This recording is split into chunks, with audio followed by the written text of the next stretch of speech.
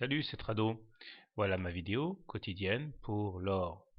La séance d'aujourd'hui a rendu palpables les pressions et les tensions sur l'or. Cela fait déjà plusieurs séances que je souligne la présence de ces divergences baissières sur le MACD, sur le momentum, sur le stochastique, puisque des plus hauts ont été atteints sur les cours, mais pas sur les indicateurs. Cela montre quelque part la fragilité de la hausse en cours.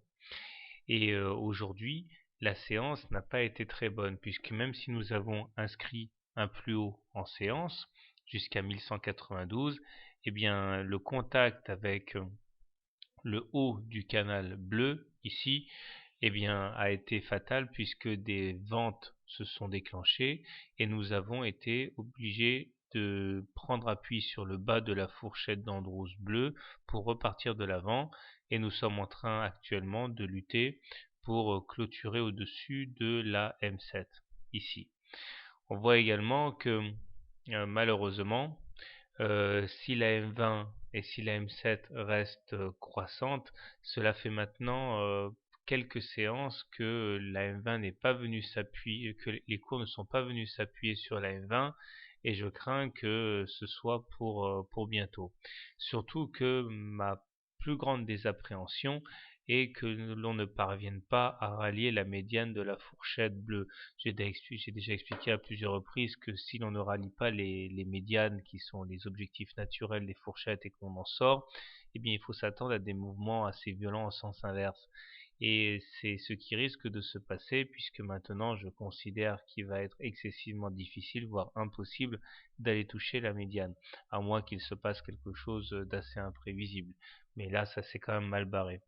Alors aujourd'hui, on a réussi à prendre appui sur la résistance à 1170 qui avait été vaincue, en fait, qui est maintenant un support plus qu'une résistance.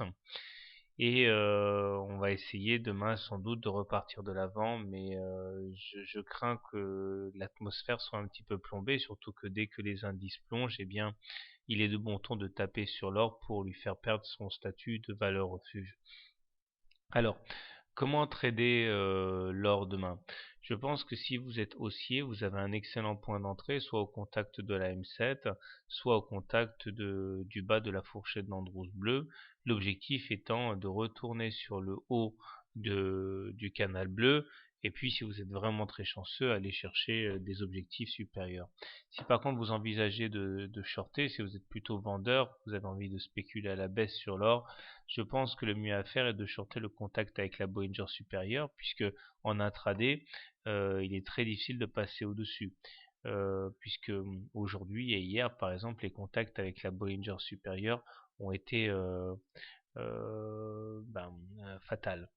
Alors, personnellement, je vois que la tendance technique est haussière et que la tendance graphique est plutôt encourageante, mais compte tenu de l'ambiance sur les indices, euh, et compte tenu des divergences et de la difficulté qu'il y aura à atteindre la médiane, je pense que demain je vais m'abstenir de trader sur l'or et plutôt aller trader les devises.